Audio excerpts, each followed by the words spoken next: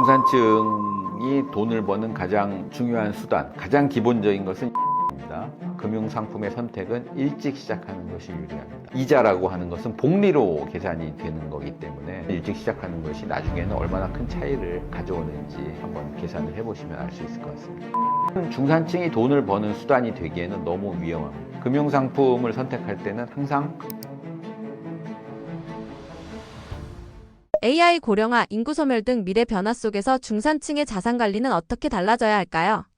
여러 가지 이제 굉장히 좀 중요한 특징들을 말씀을 해주셨는데, 첫 번째는 AI, 디지털 이런 것들이 발달을 하면서 중산층이 굉장히 똑똑해지고 있습니다. 정보도 많고 그 정보를 습득하는 속도도 빠르고 정보를 이해하는 그런 어떤 능력도 굉장히 향상되고 있습니다. 이러면 이제 두 가지 효과가 있죠. 중산층이 자산 관리를 하는 어떤 방법들을 빠르게 습득한다라고 하는 측면이 있고, 중산층은 우리 사회의 많은 부분을 차지하는 그런 계층이기 때문에 투자 기회를 독점하기도 어려워진다, 이렇게 볼 수가 있습니다. 과거 같은 경우에는 뭔가 좋은 정보가 하나 있으면은 혼자서 그거를 이제 갖고 투자를 하거나 이렇게 해서 돈을 버는 그런 기회가 있었는데, 이제 AI가 발달하고 디지털화가 진행이 되면서 그런 정보들이 굉장히 빠른 속도로 유통이 되면서 투자 기회를 독점하기가 어려운 사회가 되고 있다. 이렇게 이제 양 두 가지의 어떤 측면이 있을 것 같고요. 그 다음에 고령화라고 하는 그런 부분들은 저희가 이제 나이가 많이 들어서 늙어서도 계속 상당 기간 오랫동안 이제 살아야 되기 때문에 노후 소비가 점점 중요해지는 시대가 됐습니다. 그러니까 중산층의 어떤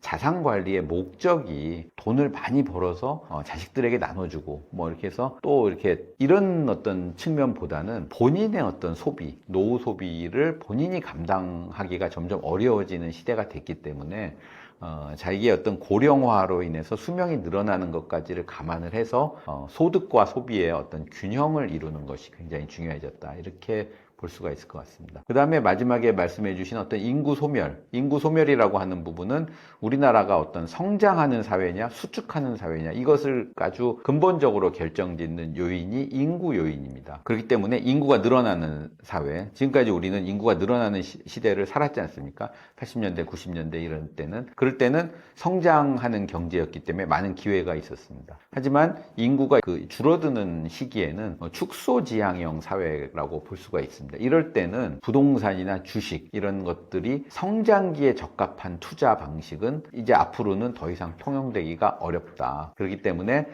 수축하는 사회에 있어서는 과거와는 조금 자산 관리의 패턴이 달라져야 된다, 이렇게 말씀드리고 싶습니다. AI가 너무 어려운 중장년층들에게 해주고 싶으신 말씀 있으신가요?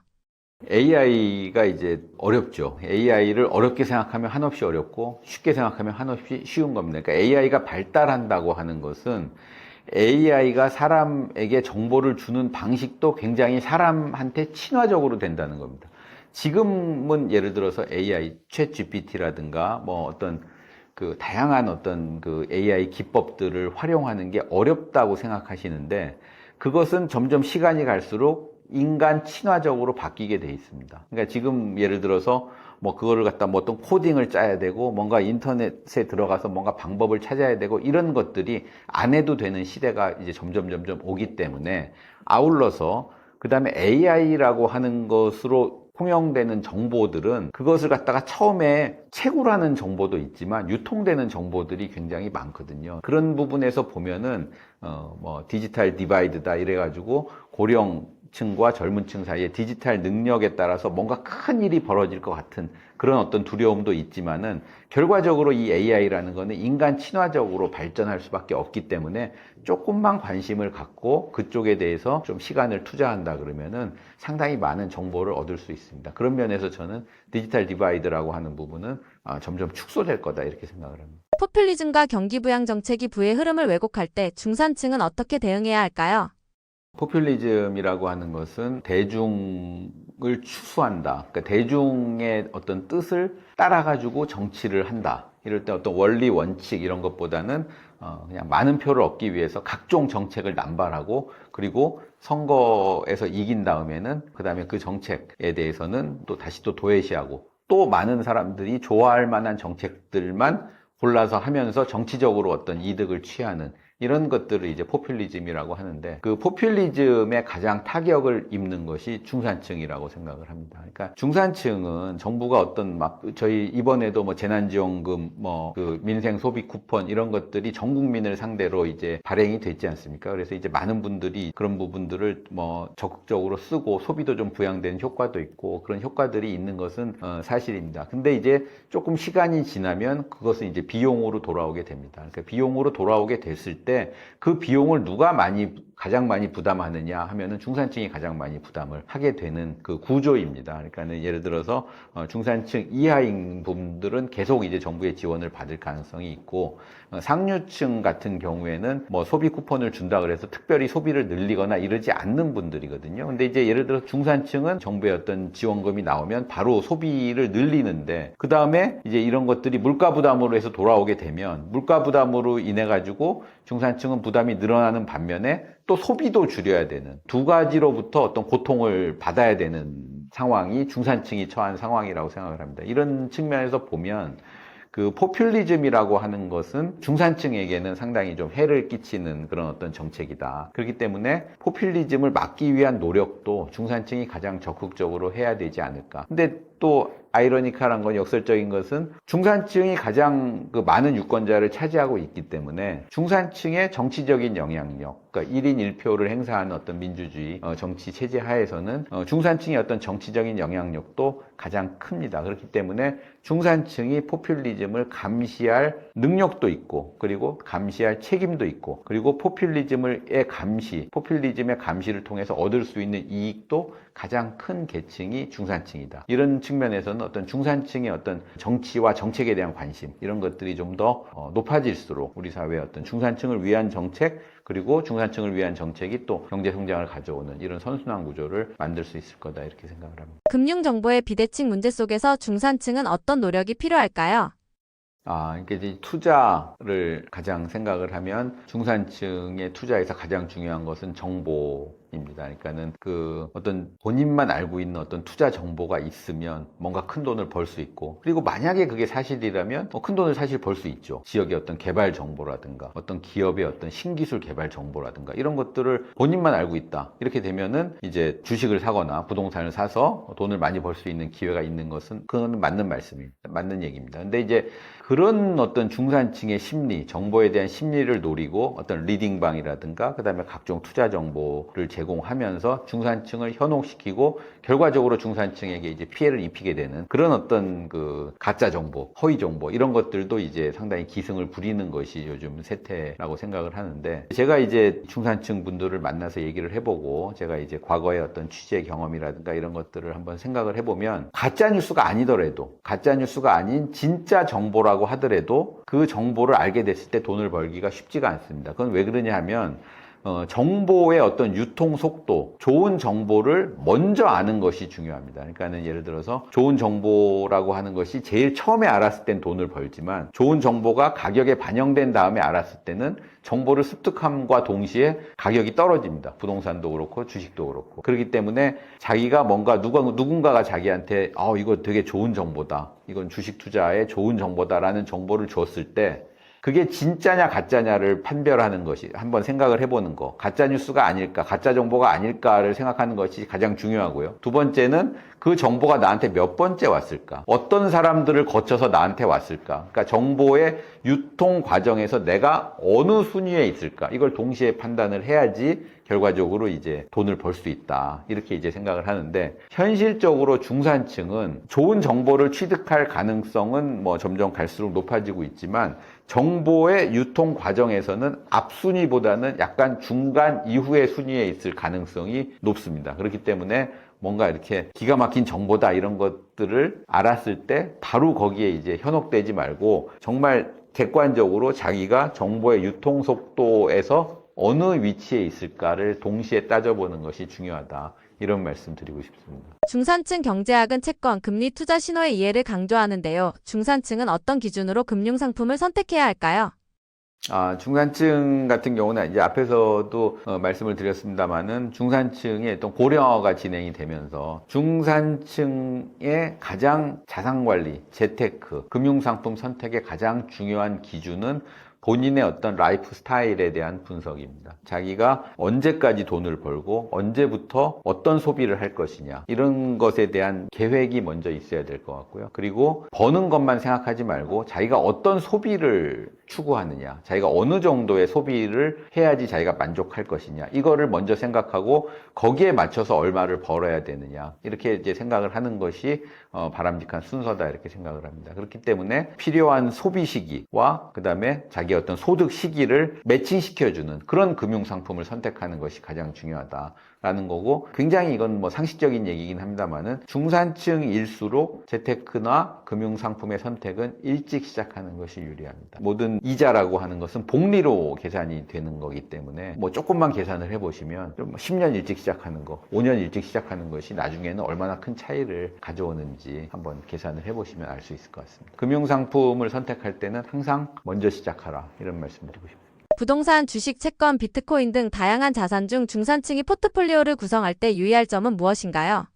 중산층이 돈을 버는 가장 중요한 수단, 가장 기본적인 것은 예금입니다. 가장 예금에서부터 이제 시작을 해야 될 것 같고요. 그 예금보다 조금 더 돈을 벌 수 있는 것이 채권입니다. 채권보다 조금 더 돈을 벌 수 있는 것이 주식입니다. 그러니까 이런 거는 어떤 말씀이냐면 거꾸로 생각하면은 예금이 가장 돈을 잃을 가능성이 적다라는 것입니다. 그 다음에 채권이고요. 돈을 잃을 가능성은 채권이 더 높고 주식은 돈을 잃을 가능성이 더 큽니다. 그렇기 때문에 이 두 가지를 맞춰서 주식, 채권, 예금을 통해서 이제 돈을 버는 이런 포트폴리오를 구성을 하면 될 것 같고, 최근에 이제 환율 얘기가 많이 나오는데 환율은 중산층이 돈을 버는 수단이 되기에는 너무 위험합니다. 환율은 중산층이 아무리 공부를 많이 하고 예측을 많이 하고 전문가들의 얘기를 참고한다 그래도 전문가들조차 환율 예측은 어렵습니다. 그렇기 때문에 환율은 돈을 버는 수단으로 쓰지 말고 돈을 방어하기 위한 수단으로 쓰는 것이 좋다. 그러니까 각종 이제 환 위험을 해칭하는 방법을 찾아서 환율로 돈을 버는 그런 어떤 방법은 좀 지양하는 것이 좋다. 그리고 앞에서도 말씀드렸지만은 구체적인 종목, 구체적인 상품 이런 것들에 대해서는 중산층이 그런 종목에 액세스하기가 쉽지가 않고, 그리고 그런 종목을 찾았다고 하더라도 그 종목의 어떤 정보의 유통 순서에서 뒤에 있기 때문에 그 종목으로 큰 돈을 벌기는 어렵습니다. 반면에 경제 흐름을 놓고 보면 경제 흐름을 이해하는 습관이 들면은 그렇게 대박은 아니지만은 중간 이상의 수익률을 올릴 수 있는 방법들이 여러 가지가 있습니다. 그래서 종목보다는 흐름을 보는 연습을 하는 것이 좋다. 그리고 요즘에 이제 비트코인 이런 코인도 얘기가 많이 나오는데, 코인은 사실은 아까 말씀드렸던 것처럼 위험성으로 보면 주식보다도 코인이 더 위험한 자산입니다. 그렇기 때문에 비트코인이라고 하는 그 코인을 통해서 돈을 벌려고 하는 것들에 대해서는 각별한 좀 주의가 필요하다 이렇게 말씀드리고 싶습니다. 박사님께서는 비트코인 하고 계신가요? 했다가 지금은 안 합니다. 저는 그거를 갖다가 비트코인은 24시간 돌아가잖아요. 시장 자체가. 24시간 돌아가기 때문에 그걸 계속 와치하고 이렇게 계속 보고 거래를 하는 것이 너무 좀 힘들더라고요. 그러니까 어떤 뭐 코인에 대한 미래의 어떤 전망, 그리고 그 자산에 대한 투자 이런 것보다도 거기에 들어가는 시간과 노력이 굉장히 너무 좀 다른 일을 하면서 하기에는 굉장히 좀 버거워서, 그래서 이제 사실은 하기가 어려워졌습니다. 어느 정도의 뭐 한 일주일이고 한 달이고 이렇게 좀 보는 그런 시간이, 비트코인은 진짜 한번 거기다 돈을 넣는 순간에 코인을 계속 보게 되고 밤에도 보게 되고 아침에도 보게 되고 이런 것들이 많더라고요. 그래서 저는 이 젊은 분들이 이제 비트코인은 그래도 코인 중에서는 좀 안정적인 겁니다만, 소위 말해서 이제 알트코인이라고 하는 이런 코인들은 정말 그 가격 변동성이 더 심하거든요. 그러면은 정말 그거 투자하면은 그거 보느라고, 그리고 그 감정의 어떤 기복, 그게 돈을 벌고 잃는 순간에 어떤 감정의 어떤 그런 기복들도 굉장히 큰 비용이거든요. 개인 측면에서 보면 꼭 돈을 버는 것만 비용이 아니라 젊었을 때 할 수 있는 많은 것이 있고, 미래에 대한 어떤 자기의 어떤 휴먼 캐피탈, 인적 자본에 대한 투자도 많이 해야 되는데, 거기에 대해서 이제 그 코인에 대한 그거로 그 투자 기회를 놓치면은 사실은 뭐가 이익인지 한번 따져볼 문제다라고 생각을 합니다. 연금과 노후 자산은 중산층의 어떤 의미이며 생애 단계별로 어떻게 관리해야 할까요? 각종 자료, 통계청의 자료를 통해서 보면 저희가 이제 27살까지는 사실은 소득이 거의 없죠. 우리나라 분들이. 그 다음에 이제 27살이 소득이 소비보다 많아지는 시점입니다. 그러니까 뭐 저희가 취직을 하고 직업을 갖게 되면서 27살보다 어렸을 때는 뭐 자기가 돈을 버는 것보다 쓰는 돈이 훨씬 많고요. 27살 때부터 소득이 소비보다 많아져서 45살 때 소득이 가장 많습니다. 소득과 소비의 갭이 가장 큽니다. 그 다음에 63세가 되면은 소득이 소비보다 작아집니다. 그래서 결과적으로 이제 우리는 그러니까 27세까지는 어떤 부모님들한테 의존을 해서 뭐 사는 그런 어떤 삶을 살지만 27세부터 이제 독립을 하게 되는데 27세부터 63세까지 약 한 35년 정도가 소득이 소비보다 많고 그 다음에 63세 이후에는 소비가 소득보다 많기 때문에 그러니까 쉽게 얘기하면 27세부터 63세까지 돈을 벌어서 63세 이후에 책임을 져야 되는 이런 어떤 구조입니다. 평균적으로 보면은. 그렇기 때문에 이제 연금하고 노후자산은 중산층의 노후 생활을 위한 굉장히 필수적인 그런 요소고 그렇기 때문에 이 중산층의 어떤 재테크와 자산 관리의 중심은 결과적으로 이 기간의 불일치, 그러니까는 소득이 많은 시기와 소비가 많은 시기가 같지가 않기 때문에 이거를 일치시켜주는 그런 어떤 노력이 가장 먼저 중산층의 어떤 그 자산 관리의 첫 목표가 돼야 될 것 같고 이런 측면에서는 그 연금이라든가 그 다음에 금융상품, 뭐 주식, 채권 이런 것들을 위해서 투자를 하는 것이 필요하다. 그리고 투자의 시기는 결과적으로 63세까지의 어떤 그런 전략을 세워놓고 63세 이후에는 그런 것으로부터 나오는 어떤 수익으로 부족한 소득을 메꿔야 되는 것이 아니냐 이렇게 생각합니다. 중산층에 관련된 여러 가지 이제 얘기들을 말씀드리려고 책도 썼고 이제 인터뷰도 하게 됐고 그렇게 됐습니다. 근데 제가 이제 한 가지 꼭 드리고 싶은 말씀은 우리나라의 중산층은 자기 실현적인 전망이 가능한 계층이다 이렇게 생각을 합니다. 이게 어떤 의미냐 하면은 우리가 어떤 것을 미래를 예측할 때 단순히 예측만 하는 경우가 있습니다. 예를 들면 뭐 어떤 경제 전문가들이 내년도 성장률이 5%다, 내년도 성장률 4%다. 이렇게 얘기할 때는 예측을 하는 겁니다. 자기가 이제. 근데 예를 들어서 만약에 내년도 성장률이 뭐 4%다, 3%다 이렇게 예측을 할 때는 경제 전문가분들이 예측하는 거랑 좀 다릅니다. 어떤 의미에서 다르냐 하면은 정부는 내년도 성장률이 3%다라고 하면은 내년도 성장률을 3%를 어느 정도까지는 맞출 수 있는 툴이 있습니다. 그러니까 재정정책이라든가 통화정책 이런 것들을 통해서 내년도 성장률을 맞출 수 있는 그런 어떤 약간의 그런 어떤 도구가 있다는 거죠. 그렇기 때문에 정부의 전망은 자기 실현적 전망이다.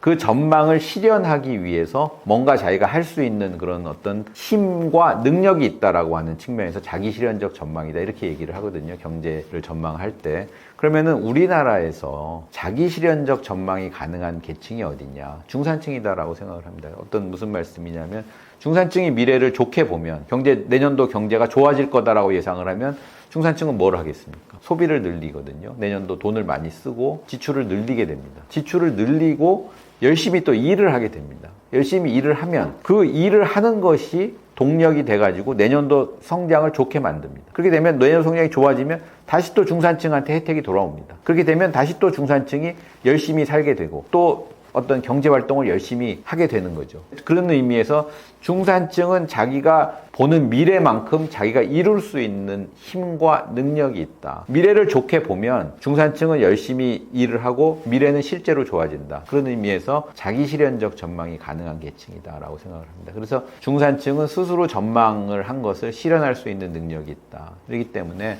중산층은 자기가 어떤 하고 싶어하는 어떤 욕망, 그런 어떤 욕망을 먼저 결정을 하고 그것을 실현하기 위한 계획을 세우고 실천을 하면 그 욕망이 달성될 수 있는 그런 어떤 토대가 만들어진다 이렇게 생각을 하거든요. 그렇기 때문에 중산층이 경제를 하려고 하는 의지를 북돋아 주는 것이 지금의 우리나라 경제 문제를 해결하는데 굉장히 중요하다 이런 생각을 하고요. 또 중산층이 그런 어떤 그 의기투합을 하면 우리 경제를 또 위기에서 끌어낼 수 있는 그런 어떤 능력이 있다라고 생각을 하기 때문에 많은 중산층 여러분들이 자기의 어떤 경제적인 위치를 정확하게 인식을 하고 그리고 거기에 맞춰서 열심히 어떤 경제 행위를 할 수 있도록 이렇게 조금 여러 가지 분위기가 형성됐으면 하는 것이 바람입니다.